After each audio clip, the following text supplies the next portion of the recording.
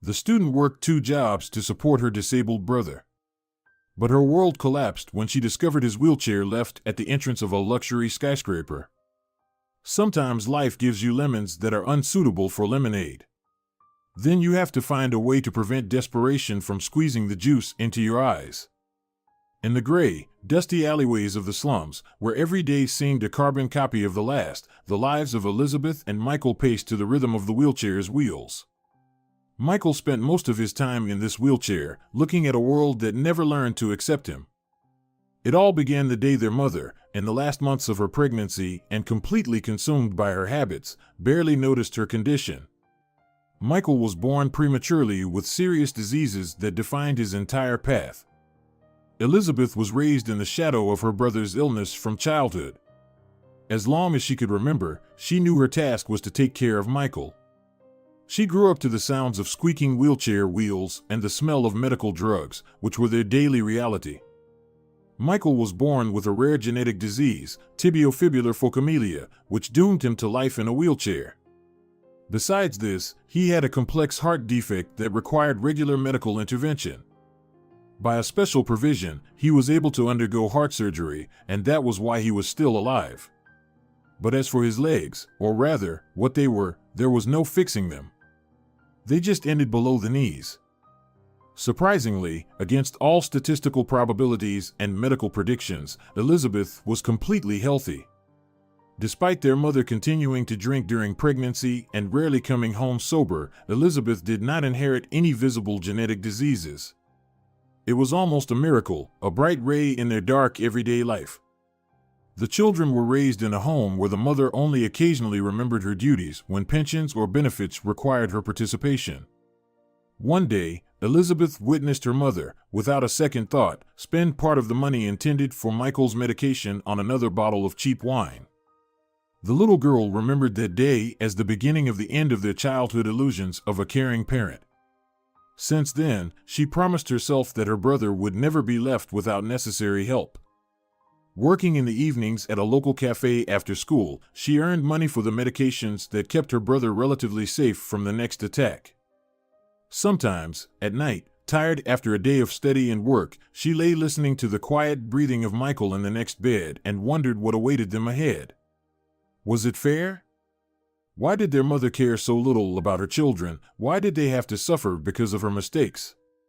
But in Elizabeth's heart lived not only pain, but also hope, the hope that one day they would be able to escape this grim place.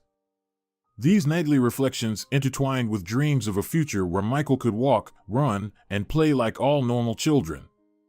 Elizabeth imagined him walking to his graduation, not in a wheelchair, but on his own feet, proudly meeting the admiring glances of his classmates. These dreams gave her the strength to continue her daily struggle. For Michael, Elizabeth was more than just a sister. She was his support, his beacon in the fog, his shield from the merciless world that so rarely showed him compassion. Her warm presence in his life was a constant reminder that even in the darkest times, a source of light can be found. Elizabeth always told Michael that their life was a trial they had to endure. "We are making lemonade," she whispered to him as she tucked him in after a long day. But deep down, she knew these lemons were impossibly sour. Through the sparse curtains of the decrepit window, the first light of morning penetrated, illuminating their small, cluttered room. In the corner, on a small bed, lay Michael, his peacefully sleeping face a reminder that in dreams he was free from pain and limitations. Next to him on the floor, Elizabeth slept curled up on an old mattress. Their mother, as usual lately, had not come home to stay the night. Michael woke up first. He slowly opened his eyes, squinting at the bright light. Lifting his head, he stared at his sleeping sister. He knew how much she did for him, how tired she was, how each day brought her new trials. But today, he wanted to do something himself, though he understood his limitations. Carefully, trying not to wake Elizabeth, he moved his hands to the wheels of his wheelchair. He began to slowly and quietly move it towards the kitchen. Each movement was a challenge, but he was determined to prove that he could do something on his own. In the kitchen, he stopped at the table where their mother had left a few pieces of yesterday's bread and some remnants of margarine. Struggling to reach one piece, Michael tried to spread the margarine on it. His hands trembled, and the knife nearly slipped, but the boy concentrated all his strength and completed the task. When Elizabeth woke up and entered the kitchen, she saw Michael sitting proudly in front of his work. Tears of joy and pride instantly appeared in her eyes for her brother's small, yet so significant, victory. "Did you do this yourself?" she asked, approaching him and hugging his shoulders. "I wanted to surprise you," Michael quietly replied, his voice trembling with excitement. This moment was filled with pure love and understanding. Elizabeth realized how important it was for Michael to feel useful and capable of independent action. She sat down next to him and took his hand in hers. "You made me the best breakfast in the world," she said, smiling through her tears. That day showed both of them that, despite all the difficulties, there was much good to come. Michael fell asleep that night with a smile on his face, knowing that even in a helpless childhood, one could find the strength for small victories. Since then, he had ceaselessly believed that even amidst the gray monotony of daily life, punctuated by struggles and hardships, there were flashes of unexpected happiness. And another such day came very soon. Elizabeth, as usual, was returning home after a tiring shift at the cafe. Tired, yet unshaken, she walked past rows of dilapidated buildings that seemed to become more abandoned and melancholic each day. But something was different today. At the threshold of their home, old Mrs. Clark was waiting for her. This woman, always stern and busy with her own affairs, looked unusually agitated today. "Elizabeth, dear, you need to come with me right away," Mrs. Clark said sternly, grabbing the girl by the hand. Somewhat startled, Elizabeth allowed herself to be led away. They approached Mrs. Clark's house, which always stood out for its neatness and order against the backdrop of the shabby facades of nearby homes. Upon entering, Elizabeth saw that a group of people was sitting in the living room, including local chefs, doctors, and even a couple of teachers. "We've all gathered here to discuss how we can help you and your brother," Mrs. Clark began, and the room filled with warm smiles and nods. Elizabeth was astonished. She had never thought that any of the neighbors noticed their dire situation, let alone offer help.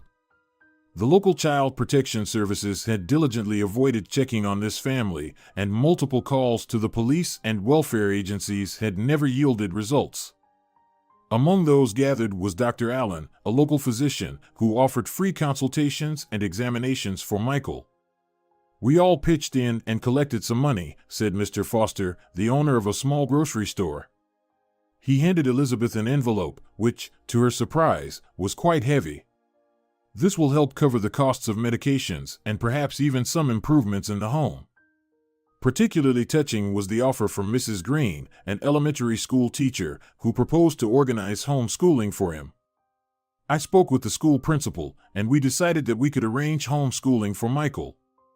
I personally will take charge of his education and come to your home several times a week. We will also connect him to online lessons so he can interact with other students and not feel isolated," she explained. Elizabeth felt her eyes fill with tears. She could never have imagined that such attention and support were possible.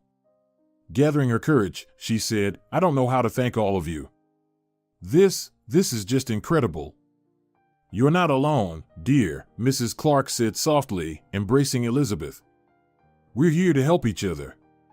And we'll be by your side, no matter what." For Michael, the first day of homeschooling was exciting. Instead of a traditional school classroom, his living room became his classroom, and instead of noisy classmates, there was the silence of his own home, only broken by the clicks of the keyboard and the soft voice of Mrs. Green, who arrived at their home precisely at 9 in the morning. Mrs. Green, an experienced elementary school teacher, was full of enthusiasm and belief in Michael's success. She had prepared everything necessary: textbooks, a tablet for accessing online resources, and various educational aids. "We'll start with some basic subjects," she explained, setting up the laptop in front of Michael. "Math, reading, and a bit of science basics. Are you ready?" Michael nodded, somewhat uncertainly. He was accustomed to new beginnings often being accompanied by difficulties, but this time something was different.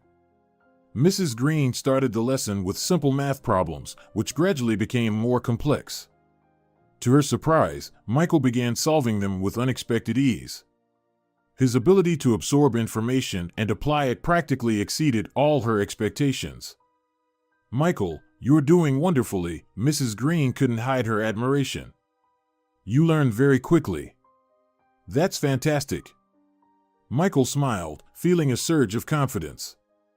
Each correct answer added to his strength and desire to learn more. With each passing minute, he became more immersed in the learning process, forgetting about his physical limitations. Elizabeth, who was watching the first lesson from the kitchen, felt pride for her brother. Her eyes filled with tears of joy as she saw him come alive, becoming more confident and happier by the minute. Months passed, and with each lesson, Michael increasingly revealed his abilities.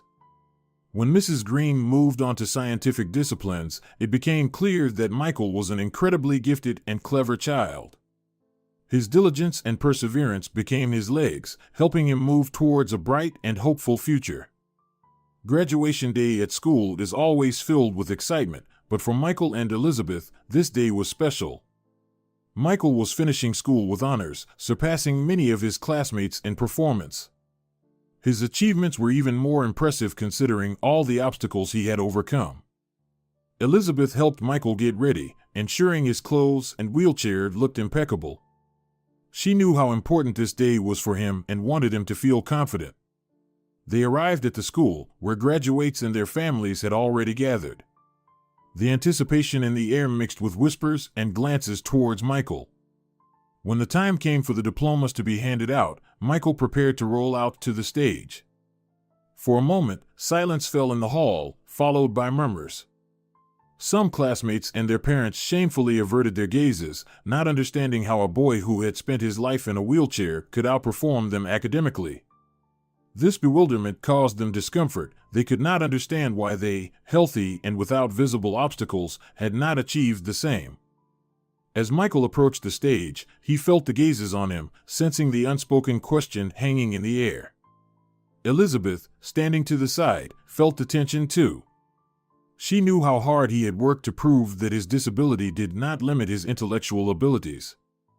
When the school principal handed Michael his diploma, he made a special note: "Michael has shown us that success does not depend on physical abilities. His efforts and determination are an example for us all." The applause that followed was loud, but for Michael, it sounded ambiguous. Returning to his seat with his diploma in hand, Michael felt mixed emotions. On one hand, he was proud of his achievements. On the other, he acutely felt the divide between himself and the others. Elizabeth, approaching him, squeezed his hand tightly. "I'm so proud of you, Mike. It doesn't matter what they think or say. You did it, and that's what matters." The evening of the graduation slowly turned into a quiet night. Michael and Elizabeth sat in their modest living room, surrounded by the soft light of a table lamp, talking about the future.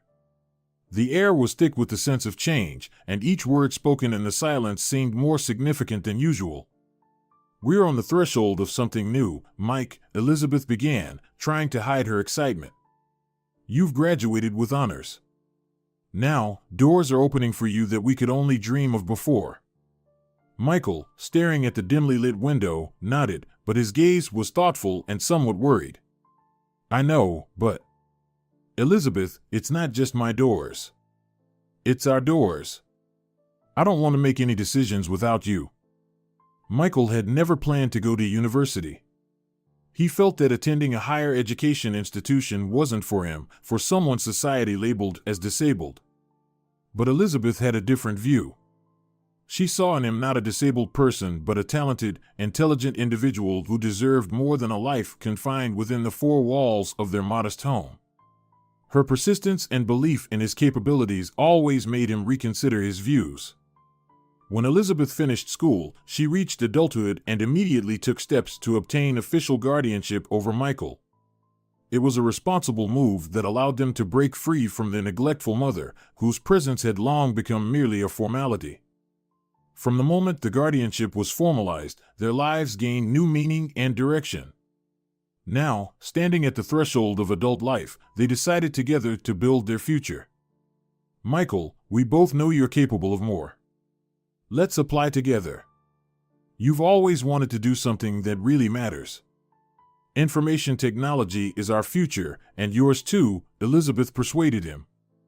Michael, feeling his sister's support and belief, could not disagree. Their eyes met, and he saw in hers not only love and care but also sincere faith in his abilities. That was all he needed to make a final decision. They chose the Information Technology Department at one of the city universities. Both submitted their applications, and thanks to the university's provisions for inclusion, Michael was accepted as a disabled student with excellent grades, and Elizabeth as his guardian who matched her brother in knowledge. The air was filled with the tremor of anticipation and the light scent of autumn as Michael and Elizabeth headed to the university to finalize their enrollment.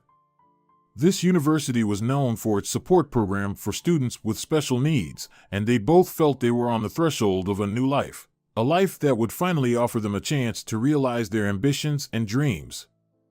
They were amazed by the scale and beauty of the university campus. Historic buildings, modern laboratories, green lawns, and students rushing to lectures all created an atmosphere of vibrant and active life that Michael and Elizabeth were eager to join. They were particularly impressed by the adapted pathways and ramps that allowed Michael to move around easily.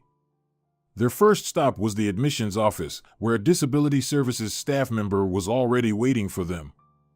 Elizabeth felt a bit tense, as a lot depended on this meeting. They discussed the accessibility of educational programs, the possibility of living in a dormitory equipped for Michael's needs, and the financial support the university could offer. The university employee was extremely friendly and professional, assuring them that the university did everything possible to ensure every student's success, regardless of physical capabilities. Here, you will not only be supported but also provided with everything necessary for comfort and success in your studies, she reassured them. After filling out all the forms and discussing all the details, Michael and Elizabeth left the admissions office building feeling a bit lighter.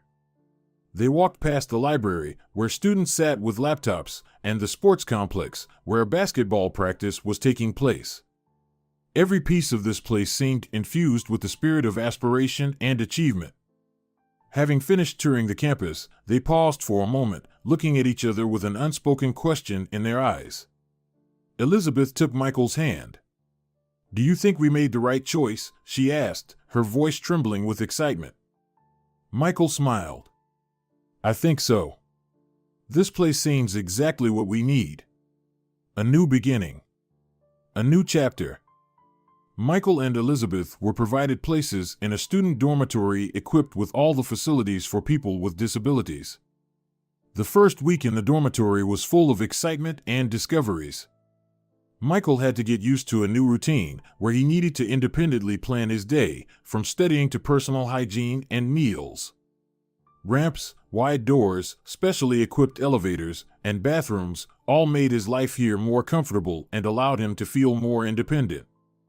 He learned to skillfully maneuver his wheelchair through ramps, which had once seemed an insurmountable obstacle.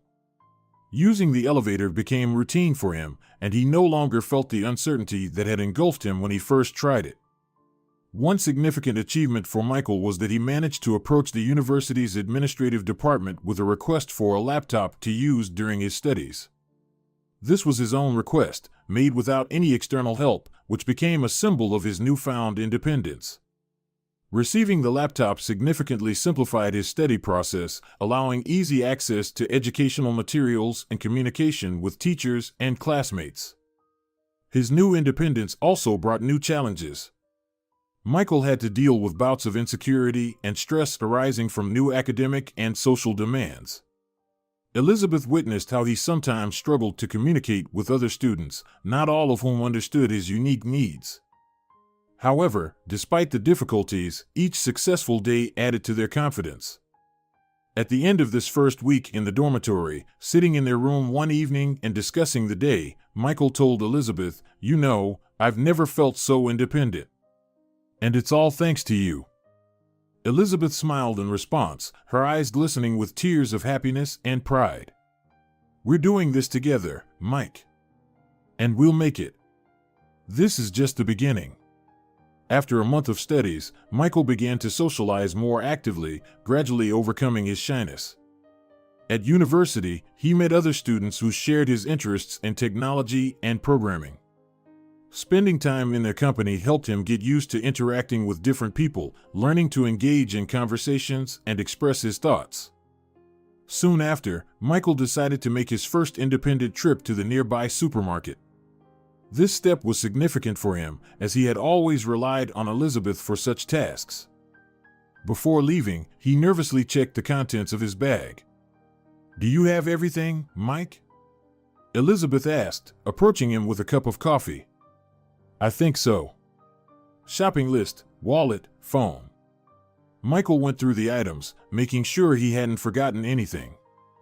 "Don't worry, you'll do fine," Elizabeth said confidently. "It's just a trip to the store. You know how to get there, right?"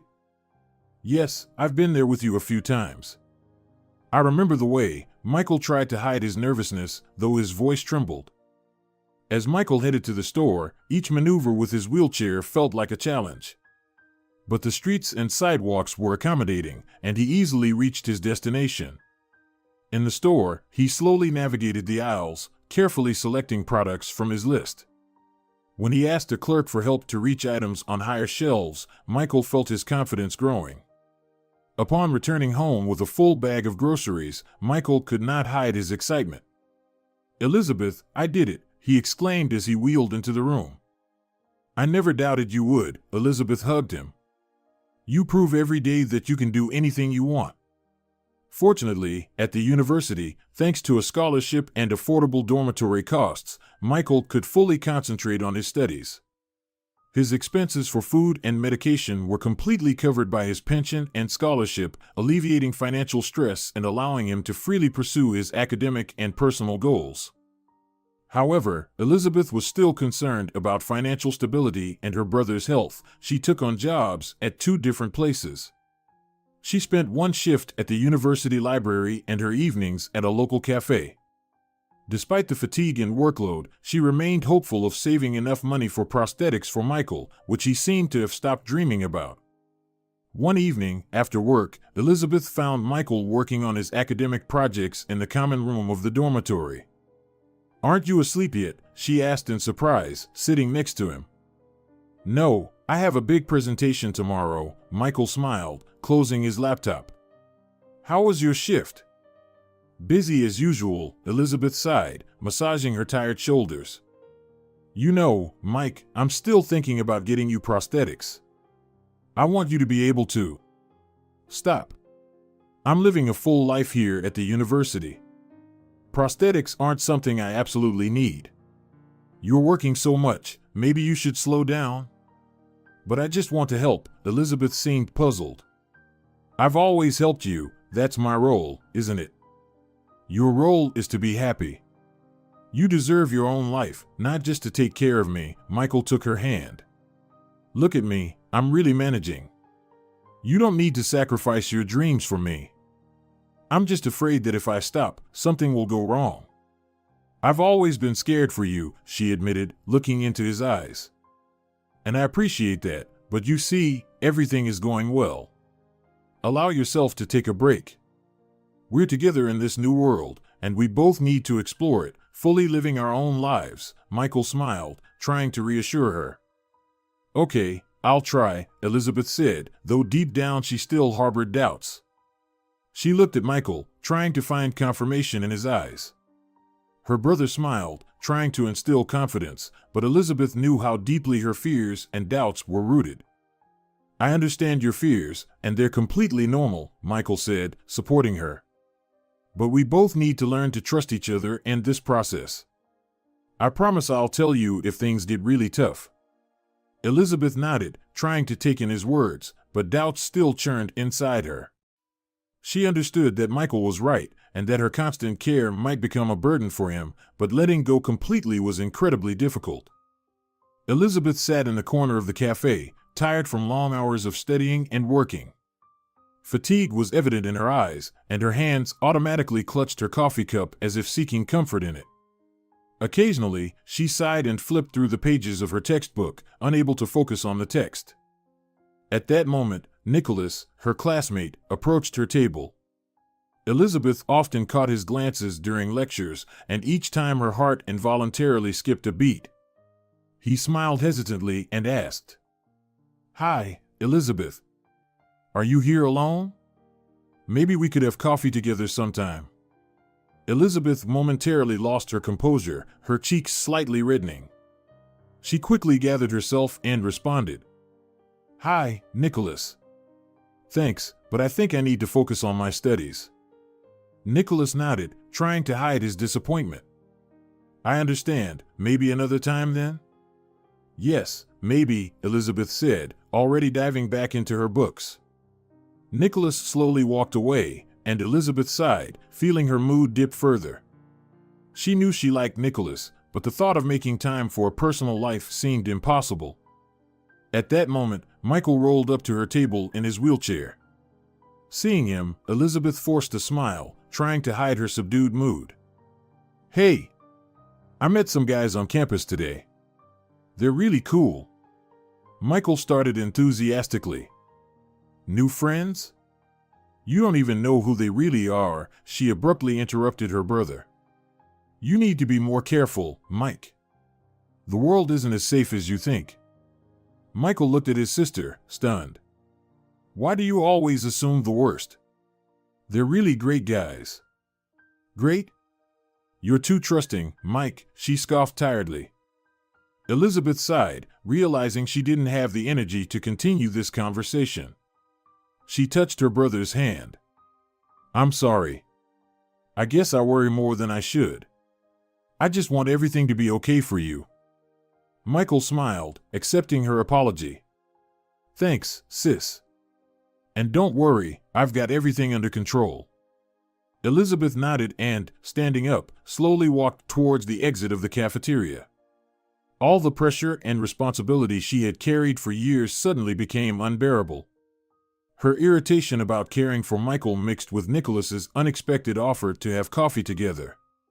It seemed like such a tempting diversion from her daily life, yet it also reminded her that she was denying her own happiness for her brother's sake. But did he really need her to make that sacrifice now? The warm evening was filled with the usual sounds of the college town as Michael returned to the dormitory, full of impressions from the day. Elizabeth was already waiting for him, eager to hear about his classes, but Michael started with other news.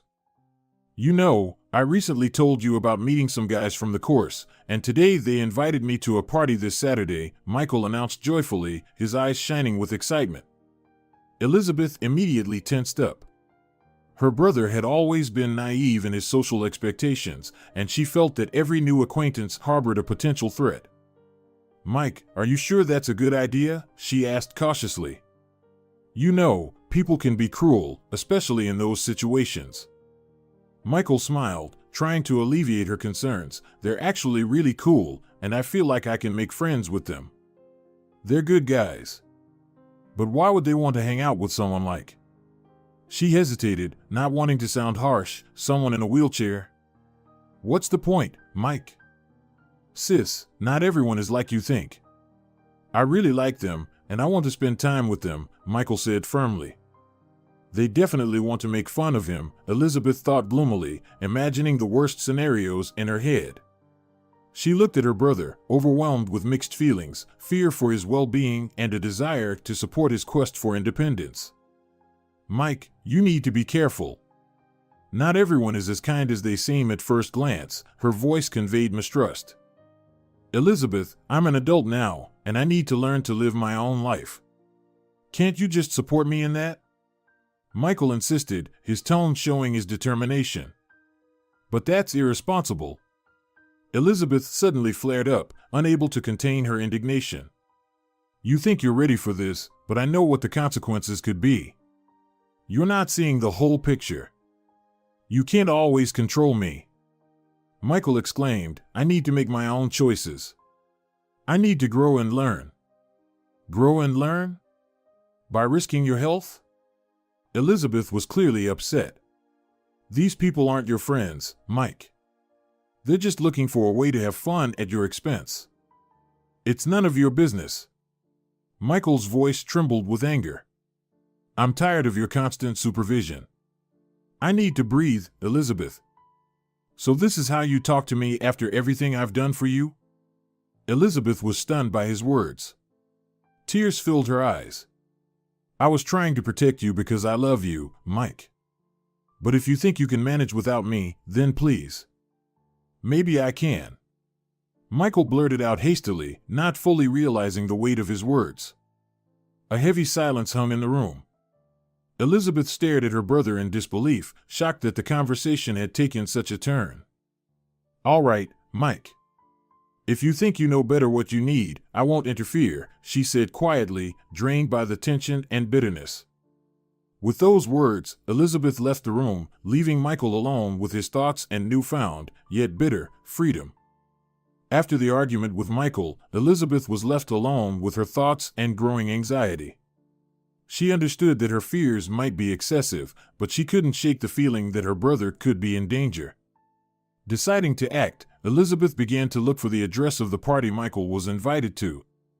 The process proved difficult. She started by calling every acquaintance she could remember. With each new call, she hoped to hear some specific information, but most calls ended in failure. Some knew nothing, others had only heard rumors. Desperation slowly overwhelmed her, but she didn't give up. Finally, after dozens of calls, one of the students she wasn't close with casually mentioned hearing about a party in a skyscraper downtown. Elizabeth quickly noted down the address and immediately headed there. As she approached the place, she felt fear grip her heart. The luxurious skyscraper stood before her like a monument to excess and prosperity.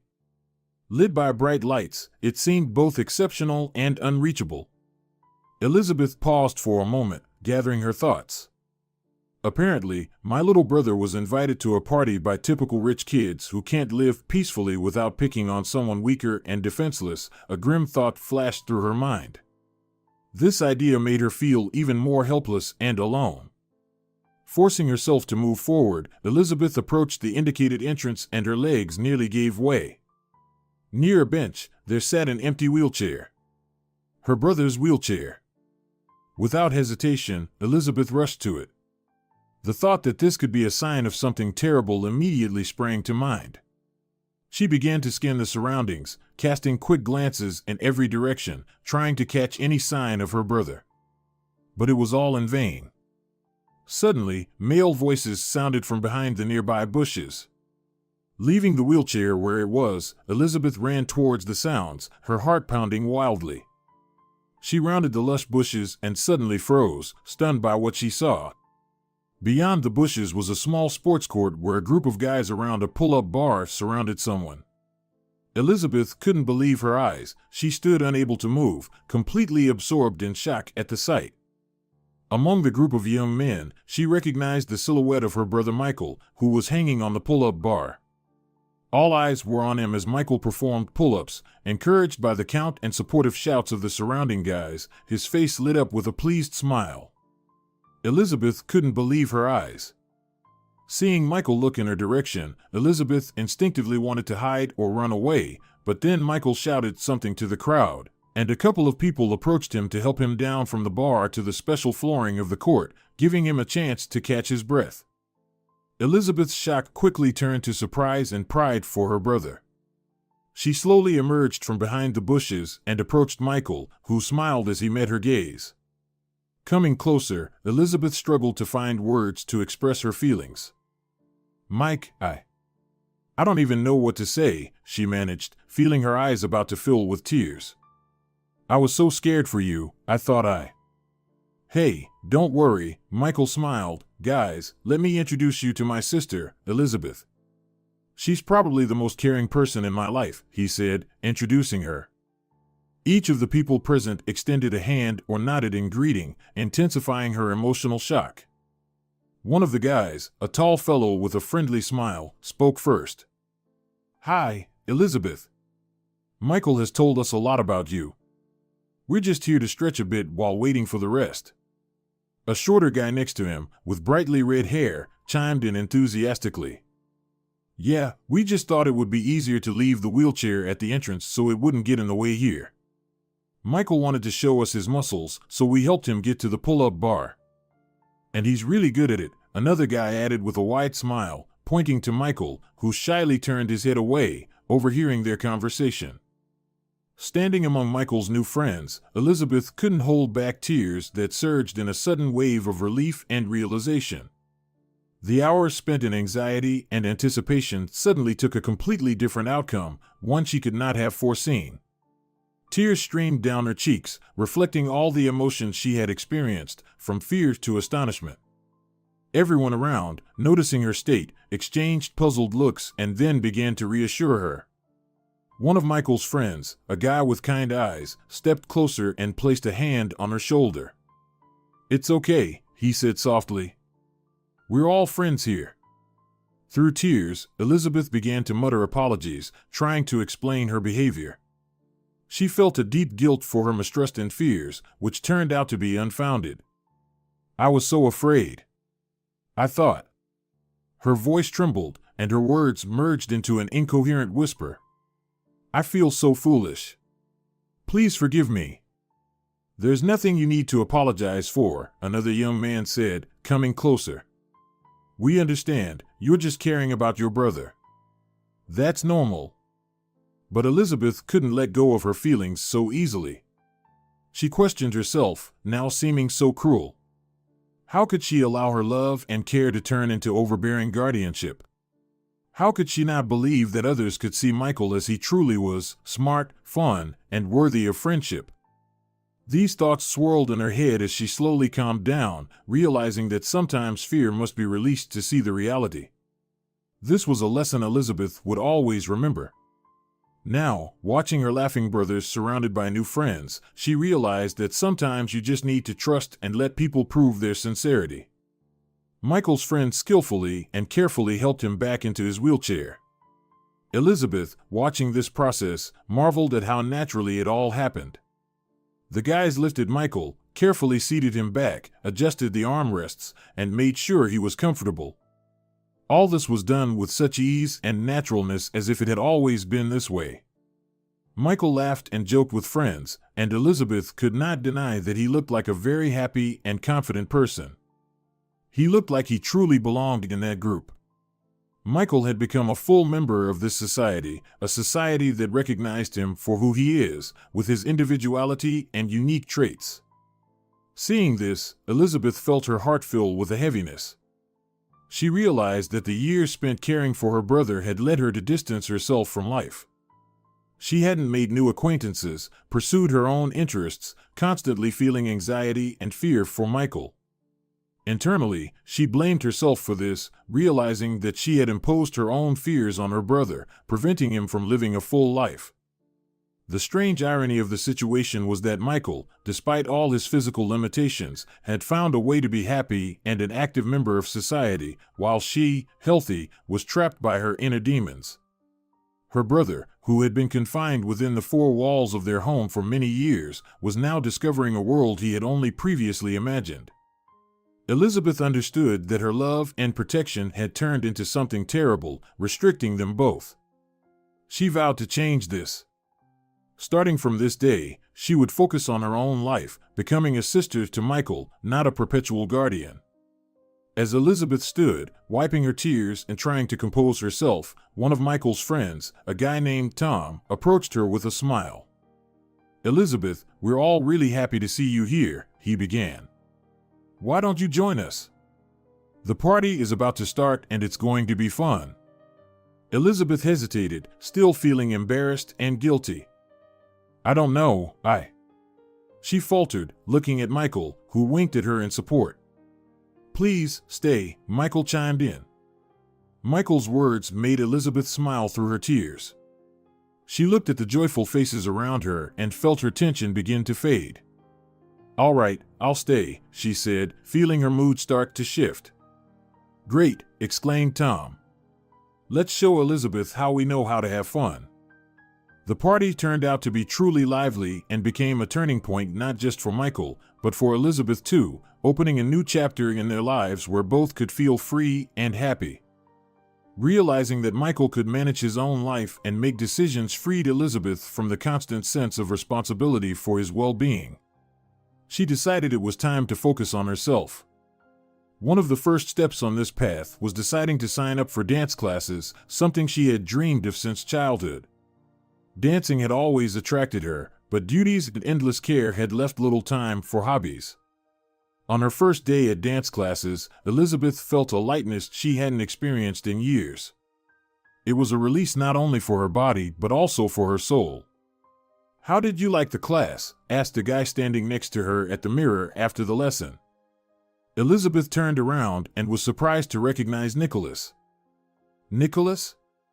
You dance too?" Her voice expressed joy and slight surprise. "Yes, I've been dancing for a couple of years. It's my passion," he smiled. "I saw you dance. You move beautifully." "Thank you," Elizabeth blushed. "I'm just starting, but I really like it. It's liberating. It's great that you found time for yourself. You always seemed so busy, always caring about something or someone," Nicholas said, not taking his eyes off her. "Yes, I've spent a lot of time caring for my brother.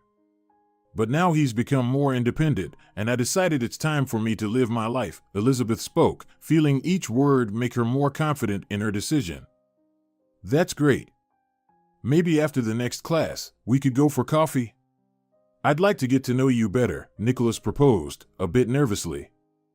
Elizabeth smiled, feeling the excitement slowly replaced by inner peace. "I'd like that, Nicholas. Thank you." The university time was full of challenges and discoveries for Michael, but his persistence and determination bore fruit. He graduated with flying colors, and his life by then was noticeably different from what it had once been. Michael was no longer just a student in a wheelchair watched over by a caring sister. He had become a confident IT specialist whose skills and knowledge were highly regarded in both academic and professional circles. Over the years of study, Michael actively participated in a charity foundation aimed at supporting people with disabilities, becoming a voice for those who were previously unheard. His efforts and initiatives helped many gain faith in themselves and their abilities. Michael's personal life was also looking up. He met his future wife, Enid, at one of the charity events where she volunteered. Their relationship quickly grew into something more, and soon they found out they were expecting a child. Preparing for fatherhood became Michael's new passion. He enthusiastically engaged in the process of anticipating and planning for his family's future. Elizabeth watched the transformations in her brother's life with warmth and pride. The realization that Michael had gained full independence and happiness gave her confidence that all their trials and difficulties had not been in vain. She also found her happiness in dancing and new relationships with Nicholas, which allowed her to see the world around her anew.